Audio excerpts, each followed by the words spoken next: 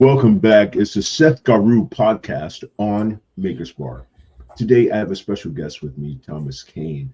And as you know, we've been doing this series on mental health, in particular to men. But today, we're going to explore a couple of different avenues. And Thomas Cain has a great idea in our pathways toward that.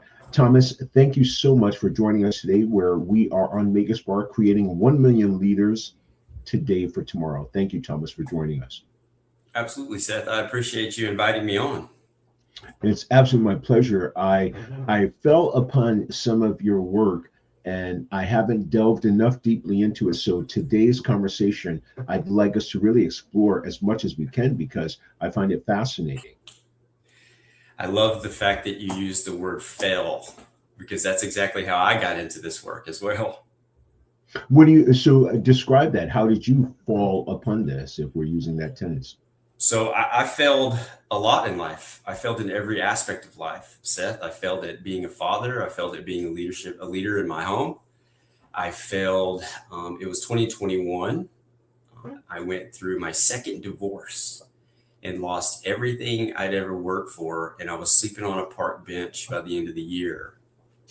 I was under psychiatric care.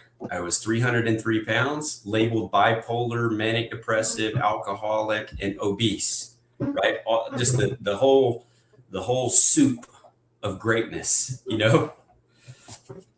And I was sleeping on those park benches and I needed to get a job. I got a job at a local restaurant so that I could eat. And the business consultant at that restaurant was the international speaker and founder of the company that I now consult for. His name is Wayne Nance. And he saw me getting on and off the bus and he pulled me to the side and he said, "Hey, what's going on here, man?" I told him a little bit about my story. He introduced me to the real life management system. And we've been joined at the hip for the past 4.5, 5 years now. And so during that 4.5, 5 years period, did I lose you? Nope, you didn't. Oh, okay. So during that time frame, what was going on? Yeah. Within 8 weeks of working with Wayne Nance and this system, it identified who I was 128 layers deep in 3 minutes. It showed me my priorities and secondaries in life and communication. It showed me who I was under stress, who I was in distress. In 8 weeks of working with the system, I was able to approach the psychiatrist and say, "I want off all my medication. I'm none of this." The psychiatrist looked at me like I was crazy. He was like, What are you doing? I'm not putting you out there to be this volatile." And I said, "No, that's not the case. I got a team around me. Here's the system. Here's what we're doing." In just a few months, I was off all my medication. In 1 year, I was down 84 pounds, medication free. And then I just continued to work through the process and was working with, again, Wayne and the real life management system. And it really opened my eyes to where in my life I didn't have any type of control. So when you say you didn't have control, what happened that you lost control? Why didn't you have control? It's so funny that you mentioned that. So the entire model of the real life management system is A plus B plus C equals D. A is the core attitude pattern of the individual. It's responsible for 50% of why we make the choices we make. B is the belief system. C is the actual choice. Well, 30% of why we make the choices we make is in the belief system. So 80% of why we're making the choices is on autopilot. And we don't even know what it's doing. We don't even know how it's working. We don't even know any of that stuff. And it wasn't until, again, this system where Wayne could sit me down and say, "Hey, this is your attitude pattern. Let's walk through your belief system so that then your choices could become different." And that's exactly what happened with that coaching and that mentorship from Wayne. Now, so why did you get into this work? I fell into this work. Once I understood, I was mislabeled. Mislabeled how? Bipolar, manic depressive, all of those things. I was mislabeled by the psychology community, and I was tossed all this medication was on me. Well, I didn't realize. Real quick, let's go back, if you don't mind, before we I don't mind. how does one get mislabeled? So my attitude pattern, my heart and my head were in direct conflict. So if I gave a little bit of heart, but it wasn't received, my head would come in. And so I would be the most loving person in the world. And the moment that I got angry or it wasn't reciprocated, anger would come in. Well, that seems bipolar to the psychology community. But in our workbook, Wayne actually was able to sit me down with this workbook that we have and say, hey, here you are. Here's what stresses you out. Here are the choices that you're making when you get stressed out. And he was able to just get real deep with me to say, this is where the anger comes from. And it was previous trauma growing up, a lot of the things that happened into my childhood. And as a matter of fact, that's where a lot of people's anger comes from. It's unresolved trauma that they bring into their new relationship. Unresolved from childhood. Unresolved from childhood. Yeah. And so I had a conversation with this married couple the other day, and I had to tell them, stop using anger as a weapon to gain control. There's a good chance that the anger doesn't even have to do with one another. Properly value the conflict and figure out what's going on and take it in as information and learn from that to grow the relationship. The conflict is going to come. But anyway, yeah, just a deeper dive into the workbooks of my stressors. I have my unique stressors. I have my unique pattern that God gave me that I was born with. You have one, everyone has theirs. But when you don't know what they are, that's where the emotions can control you. And that's what was happening to me.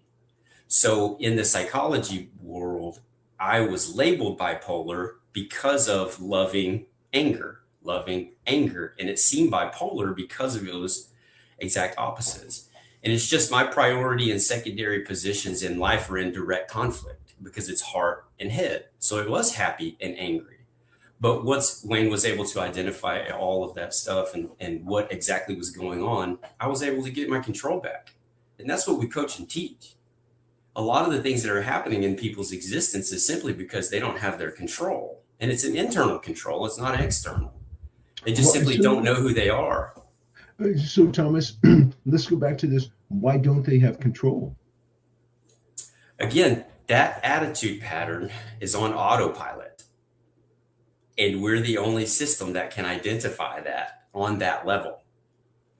And the auditing process that it takes to get that deep, people don't really know how to do. And so that's why we're doing the work that we're doing. That's why we invented the system, or Wayne created the system that he created. That's why he did the 30 years of research to determine on how these attitude patterns are affecting our health, wealth, and relationships. How did you get started on this journey? Tell us about that. Like I mentioned a while ago, I fell into it. I started in corporate when training. You fell into it, give us the story. So you did Sure. mention falling into it, but give us the story. Yeah. So you're 12 years old. How did that graduate into this? Sure. I grew up on a farm. It was, I would say, about 3.5 hours away from the Metroplex. And I played football the majority of my life. What state was this in? It was in Texas. I'm in Texas. You can't tell by the slang, by the I hear it now. I hear it now. But go ahead. Yeah, a little town in Texas called Brady, Texas. There's nothing there to do except rodeos and hang out with your cousins. And that's really it. And then I grew up. We navigated to the city when I was in about 4th or 5th grade. Played football the majority of my existence, and now that I know what I know, I still wasn't in control at that age, because I could see now where I had conflict with old relationships or my very first marriage and going into my second marriage, where again, my lack of knowing who I was caused a lot of that toxicity. And I take full responsibility for that, because it's my responsibility as a leader to not only know who I am, but be able to control those types of emotions and be able to, again, properly value that conflict in order to fix and build the relationships that I should have.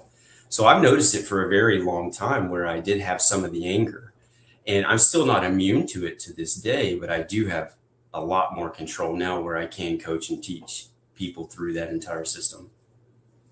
You know, you mentioned getting to know who you were. I think in our youth, it's easily passed off that, well, I was getting to know myself.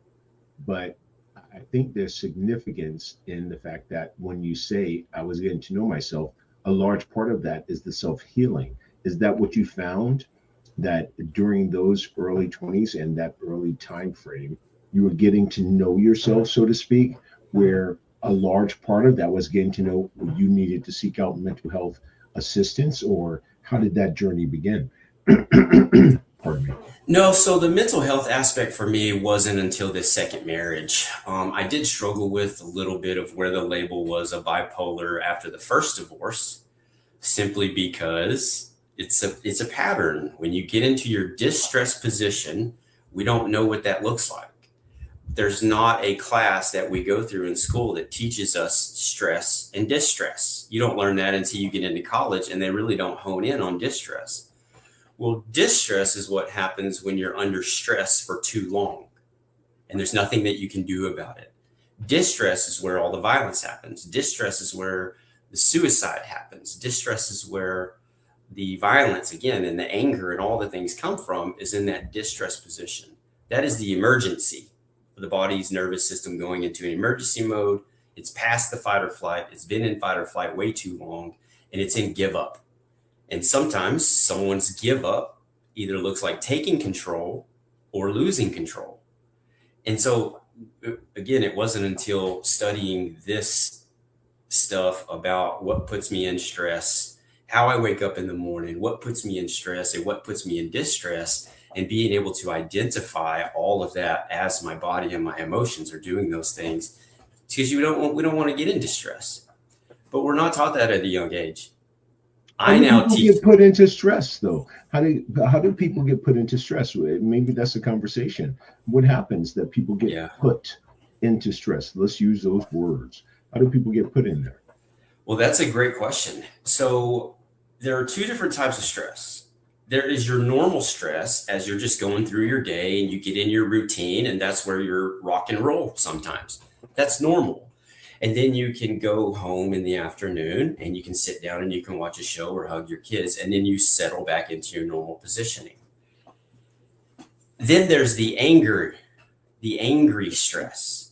There's a direct conflict either at work in the pattern of the leader and your pattern, and they're in direct conflict and how each one of you send and receive information. And that's chronic stress. You can actually stay in that position if you don't understand the priorities and secondaries of the individual that leads you, and your priorities and secondaries are different.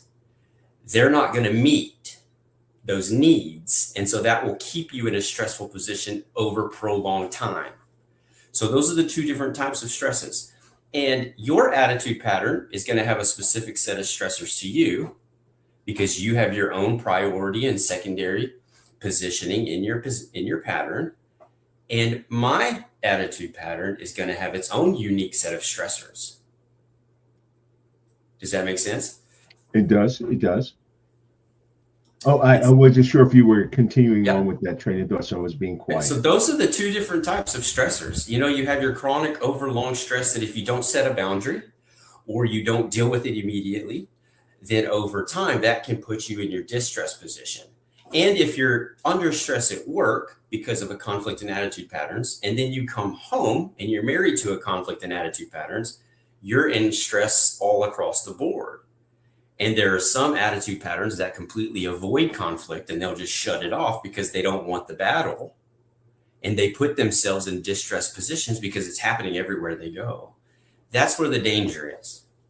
That's why we're doing the work that we're doing, is to help families, help husbands, help wives understand their children on a much deeper level as well, because that, unfortunately, is sometimes where suicide happens as well. So there's a number of different areas I want to go in this, but first, let's describe. So in the pursuance of mental health support, the individual, how can they themselves pause to say, I need to do that? Is there a clue, an insight that you can give us that some of our audience might be listening to this and watching this, and they might need to know, how do I find that little place where I know I have to pursue support? Where's that little diagram? Is there an insight you can give us with that particular point before going to the next questions? Absolutely. And this is a perfect segue into the system. So the founder of the company developed a system. It's called the 3-minute difference. It's called the 3-minute survey. Reallifemanagement.com, a 3-minute survey. It takes 3 minutes. We know 200 pages of information in 3 minutes with 92% accuracy. Once you take that, we now know your priorities and secondaries in communication in life. We now know who you are under stress and distress. And now anyone that comes with some sort of mental instability, we now have the insights to walk them back through from stress and distress and exactly what's happening. So he spent the first 15 years building this system, and he partnered with clinical psychologists from across the United States, Harvard graduates. His rules were this: I don't want it to be any type of personality assessment, because personalities and the choices, the biggest excuse for bad behavior is that's just my personality. It might be, but you don't have to be that way, right? And so he spent 15 years at the beginning of the process going into the penitentiaries to figure out which specific patterns have caused very specific crimes. He took it across leadership in corporate America to figure out, hey, why are they a good leader? Which attitude patterns with the very specific numerical values are doing all of this good? And then he got a contract with the United States Army, and he worked with 54 chaplains across the world and surveyed over 75,000 soldiers.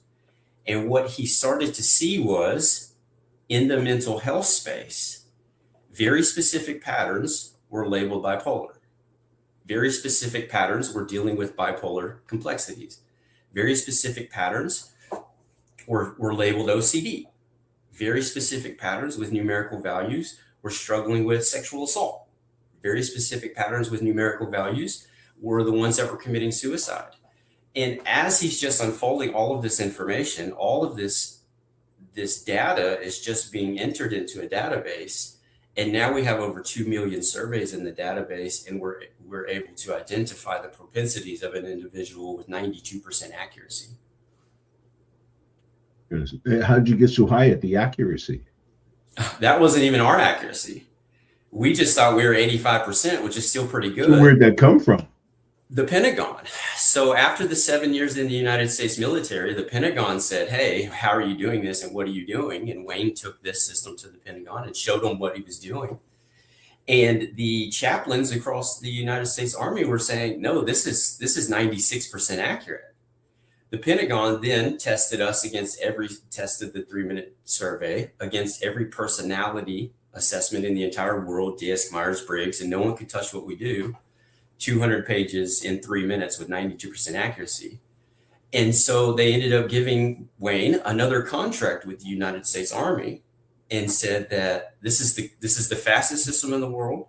We don't know how you're doing it, but it's the most accurate. And they actually labeled it 92%. It wasn't even us. No, is there a difference in and I've been talking about this for a while on my podcast show. Is there a difference between men and women reaching out for support therapeutically?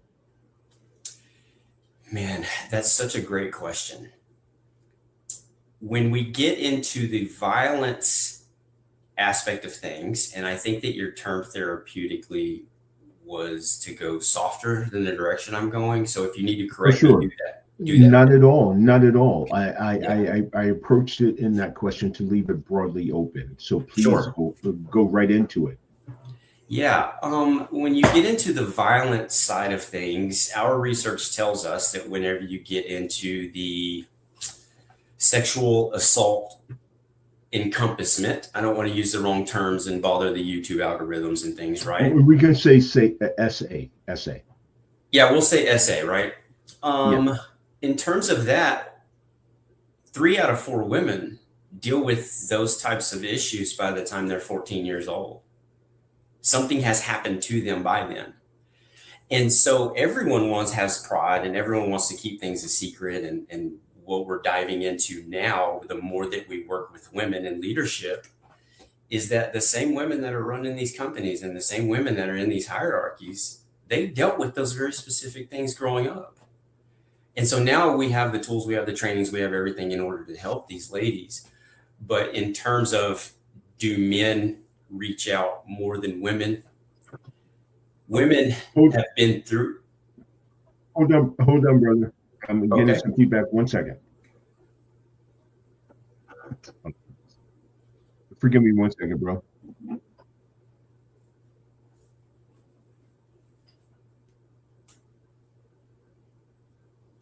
This was a quick technical error. Give me 1 second. You're fine.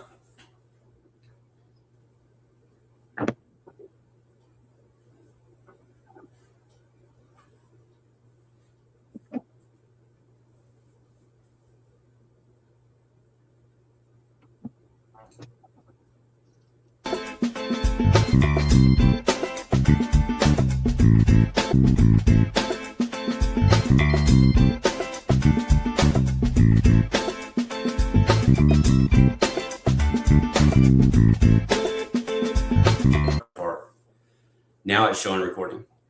Oh my goodness. Oh, you know what, Thomas? Oh my gosh. Darn it, dude. Yes, you were correct. It did have a pause on there and I had to click it. So we'll go back to that. We are live recording right now. Okay. So I don't know how far to go back, if we're just being honest. We're going back on how does one decide does one see the triggers that, yes, I need support? Yeah. So you're going to notice it internally. You're going to notice a loss of control. You're going to notice a loss of self is what that can also be labeled at. And here's why. Because in that distress position, you're not used to operating there. There's two spots of your distress positioning that you're not used to operating in. So when you feel a loss of self, or when you feel stressed for so long, or you're going through a life-changing experience, you're now operating in distress. If you haven't set the boundary, or you're going through a divorce, that's where all the danger happens. So that's where the depression happens, and that's where all those things happen. And you can normally tell if you're going through some of the dynamics of, this is about to change my entire life. You know, anytime that you're tearing flesh apart, as in breaking a marriage or breaking the dynamics of that, at times there's going to be those types of feelings as well. And so that's really a good time to seek in that direction. But we always say reach out to us, because if you go, again, hold on real quick. When you say reach out to us, meaning your organization, or just reach out in general to support? Reach out to Real Life Management. Real Life, you can find me directly. Give the address here. Give the address here if you don't mind. Yeah, reallifemanagement.com. There is a contact form under Contact Us. You can fill that out. We'll reach out directly to you, and we're always willing to hop on a call and have a conversation. But a lot of the things that, when you go into the psychology aspect, and I was in there, I know what that's like. Here's some medication. Let's try to get you balanced a little bit more. Come and see me for 1 hour. Let's talk about it. Let's redo your medication. That's not us. We want to know your belief system. We want to know your attitude pattern. We want to know how you send and receive information, why you're in distress. We want to ask all of those types of conversations. And again, we know in 3 minutes what it takes a psychologist to know in 2 years with their questioning. That's why psychologists call us to use our stuff for their intake, is because we know what's happening before we even visit with them. We know where they are in their stress and distress just simply by a couple of questions. And so it's just a lot simpler process by understanding what we do and having the research that we have that is a little bit different. And I know people are going to say, no, you can't do that.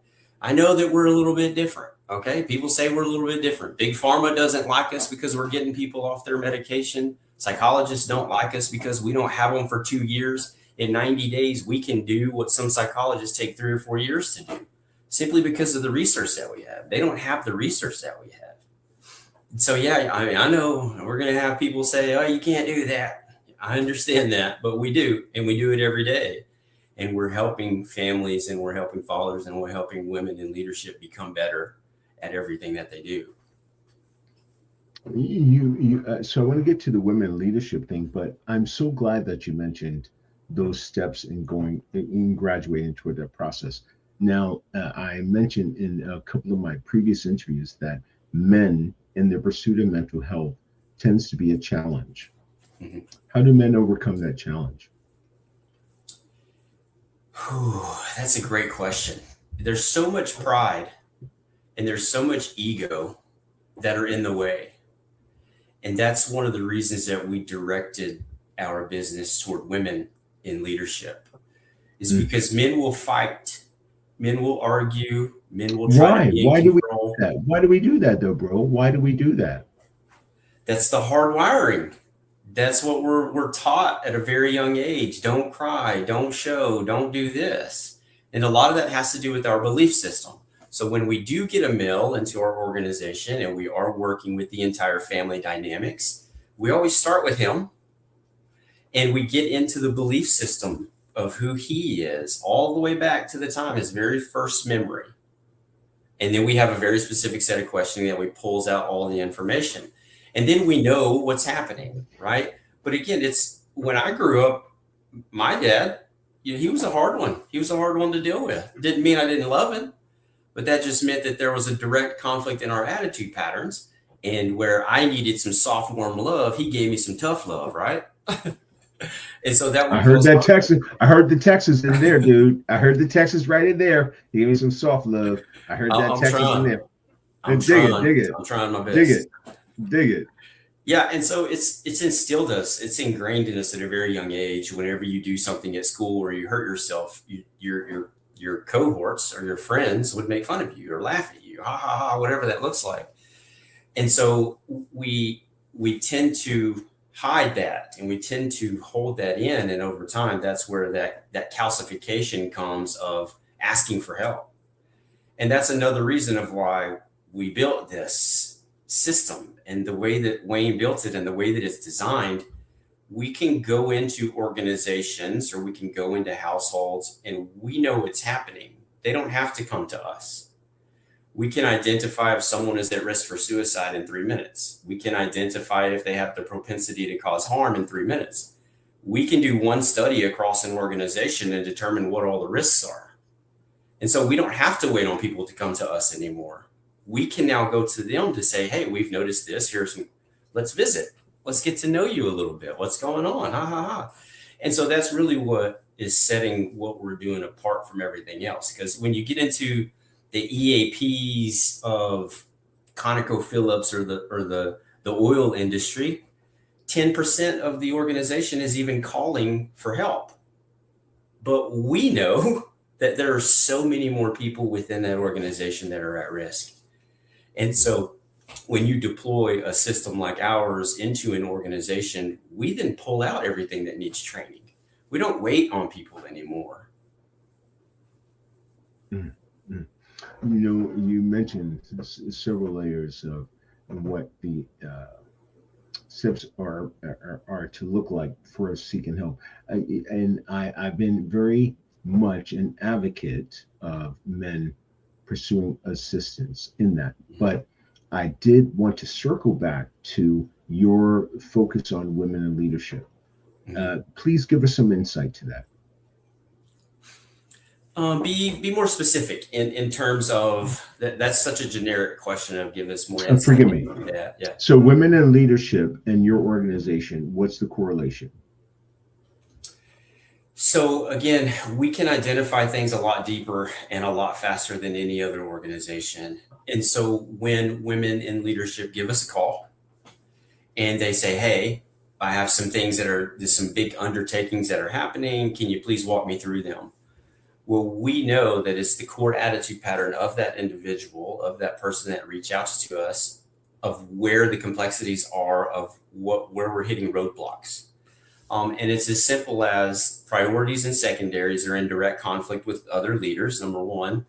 Number two, there are things that that individual isn't good at that now we can coach and teach and train into those weaknesses to do them every single day. There's a direct correlation between your distressed position and the things that you need to work on every single day. And that's another thing that we identify. It's really tough to alter 40 years worth of bad behavior, right? Because you're stuck in that pattern. And it becomes very uncomfortable when you're working to get stronger in your distressed positions. What that means is there's two parts of you, of a normal attitude pattern, that people just aren't good at.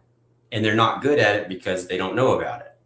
They're really good at some things and you're really good at other, and you're not really good at some, right?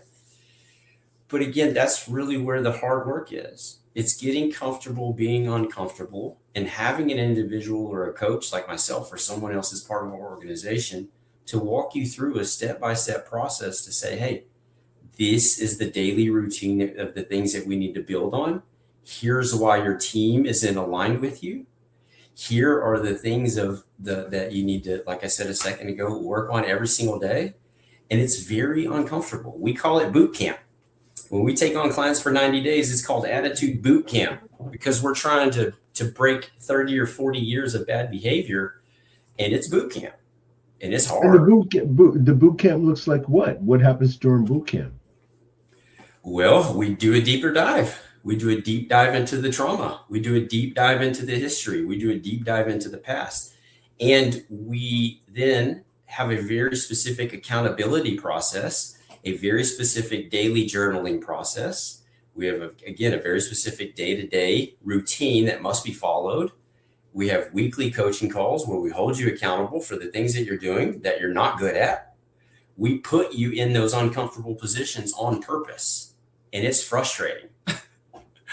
And so we really hone in on the things that someone isn't good at in order to be a better leader, be a better father, be a better mother, be a better son or brother in their entire environment.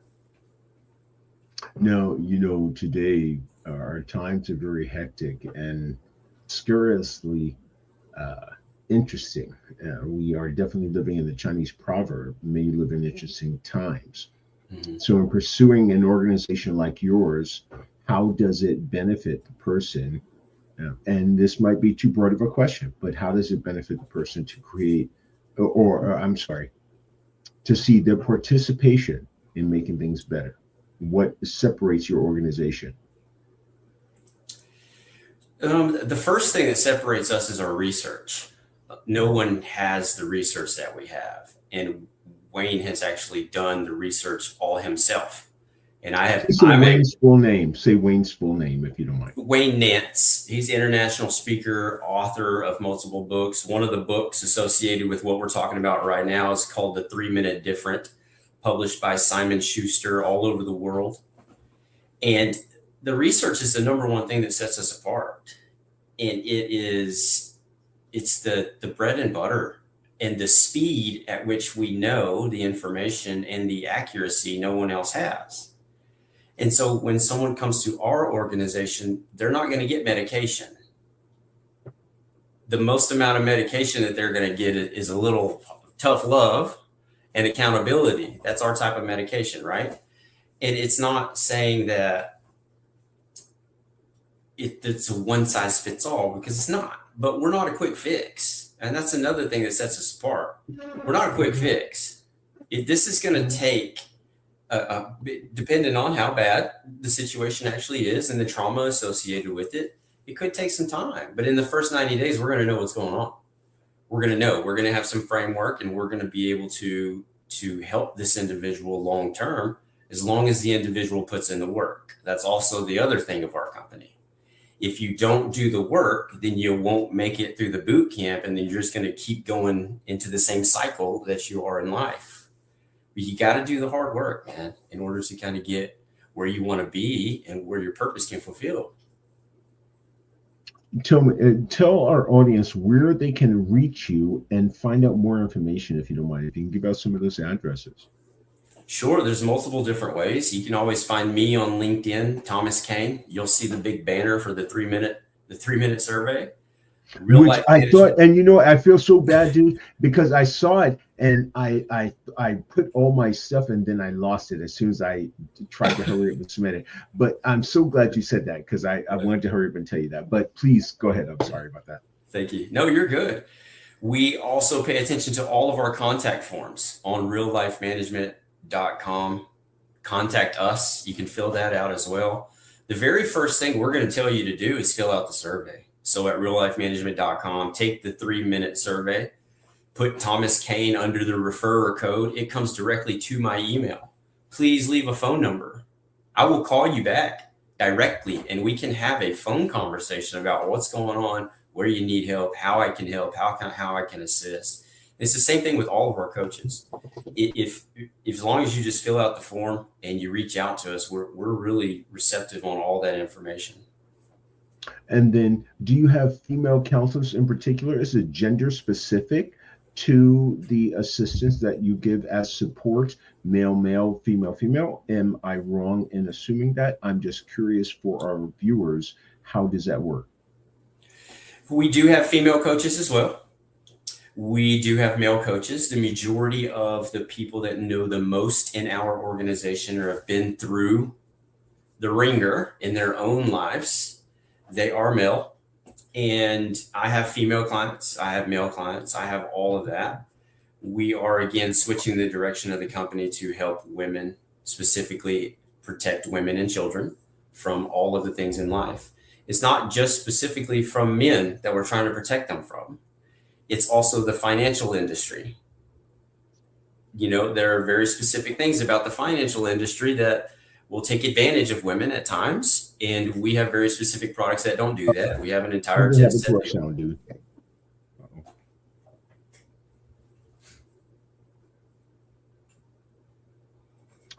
Hold on. Can you hear me okay, brother? I can hear you just fine. Hey, what happened? Uh-oh. What happened? You're recording, just so you know. Test 1 2 3. Test 1 2 3. Check, check. Can you hear me?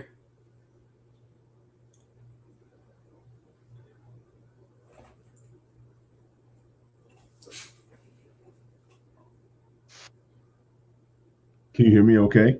I can hear you just fine. What happened? Arg, arg, arg, arg.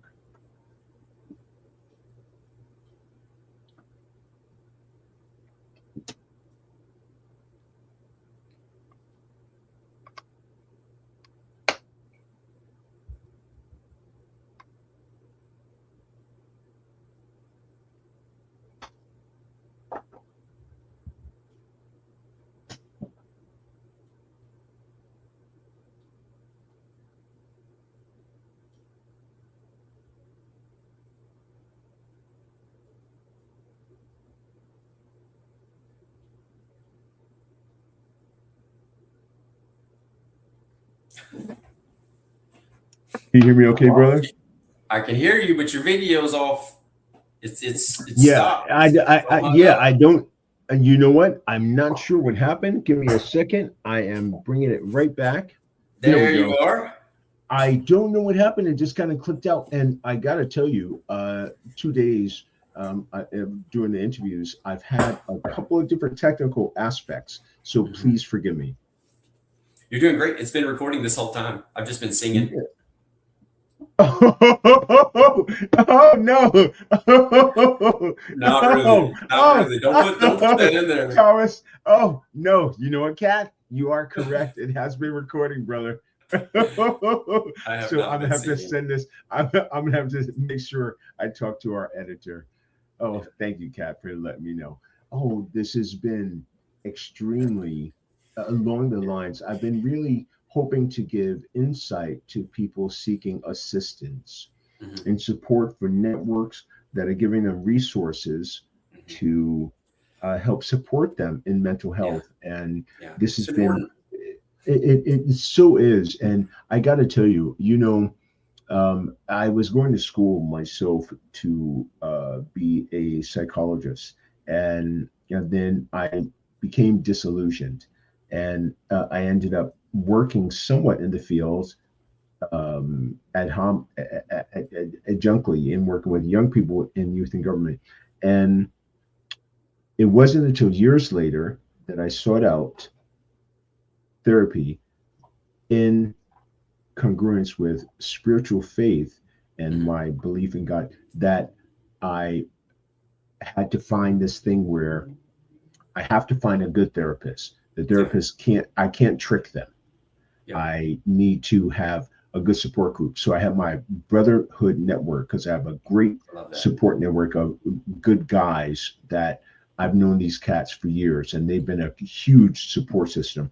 And then even mentoring and finding a great therapist. He really, I couldn't trick him, and he really knew my trigger points. In seeking out support, how do people discover those trigger points to find out? So Thomas, I can't trick them. They know who I am. The 3-minute survey you sent to me, I still have to send it to you, but I just finished it.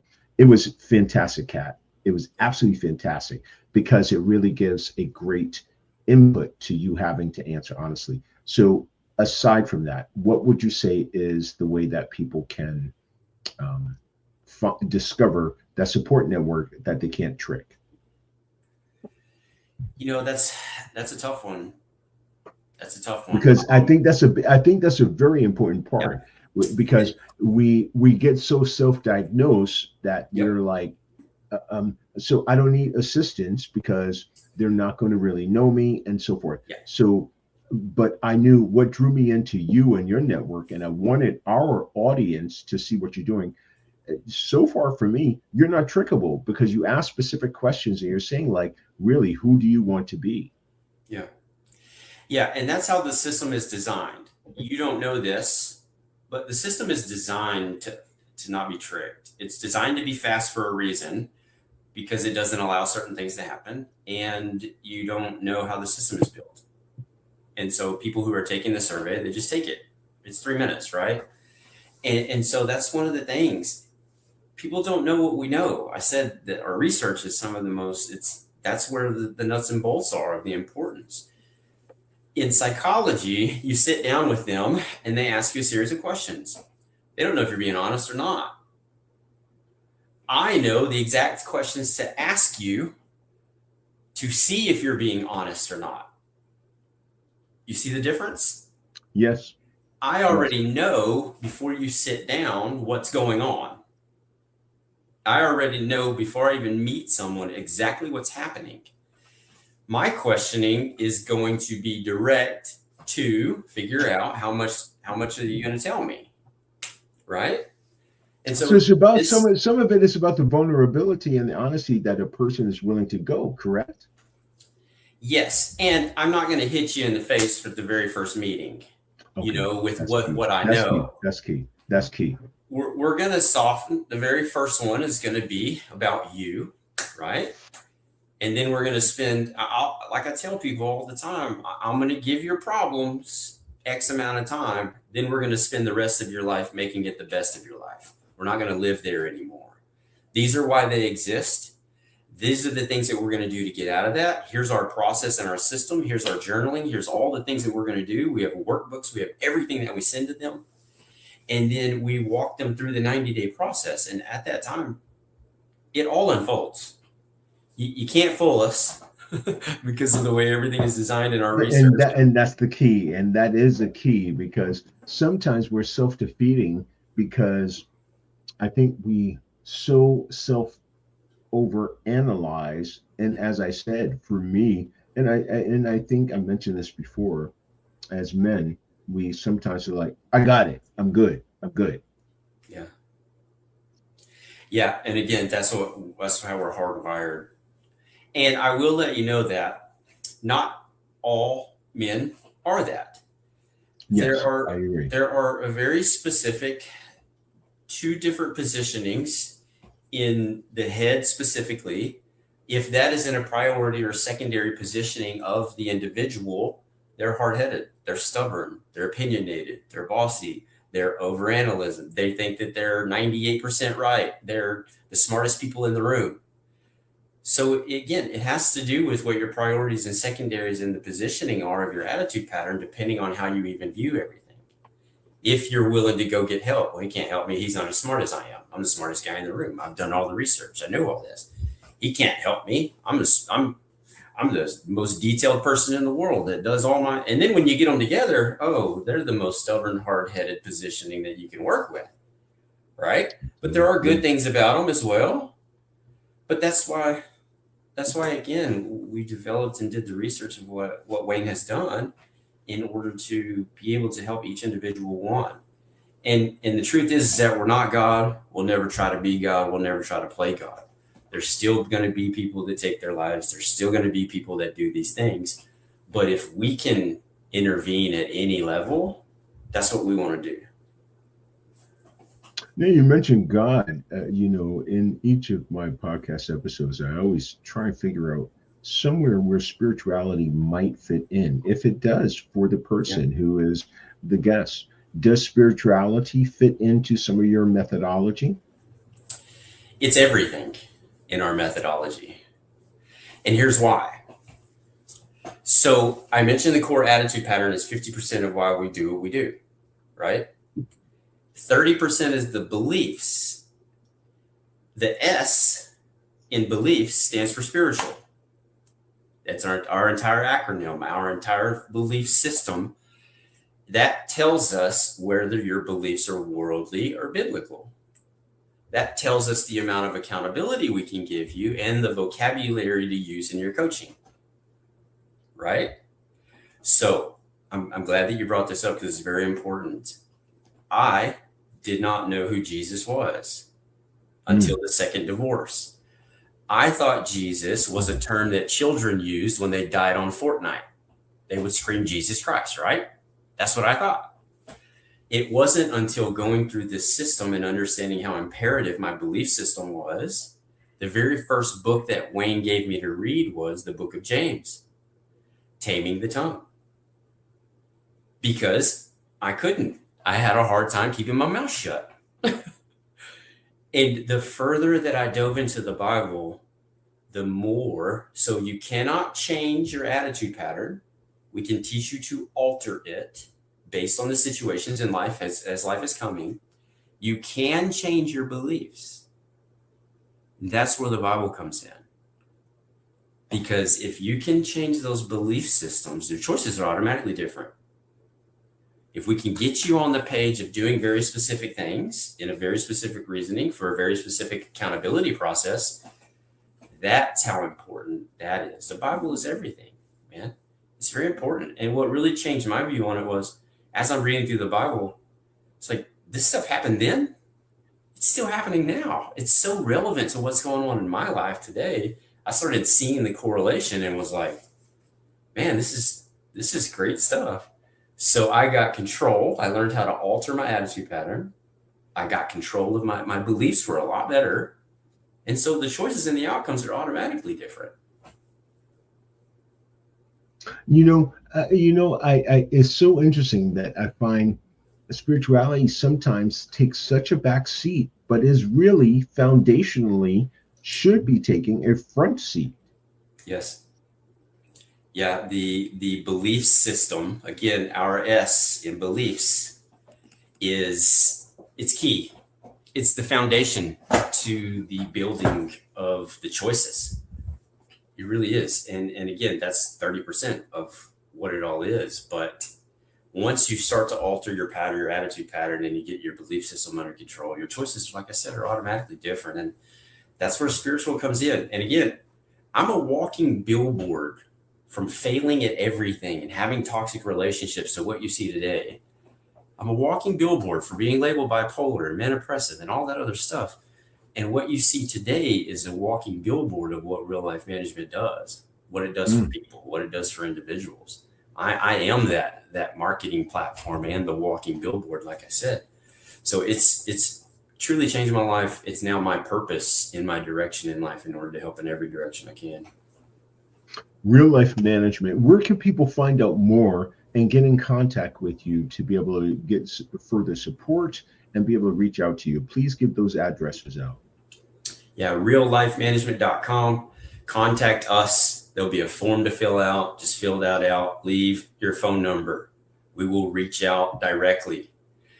Take the 3-minute survey, reallifemanagement.com.